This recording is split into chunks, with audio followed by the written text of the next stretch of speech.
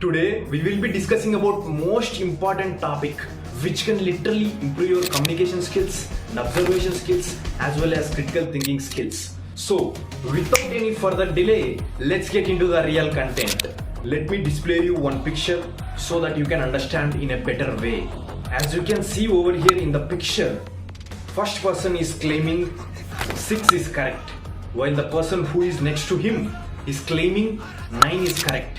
So I would like you to kindly mention which one is correct and which one is wrong from your point of view. So if you would consider 6 is correct answer, why not 9? And as well as if you would consider 9 is correct, why not 6? So kindly provide valid reasons why it is correct and why it is not correct. Last but not least, what you would understand from this video.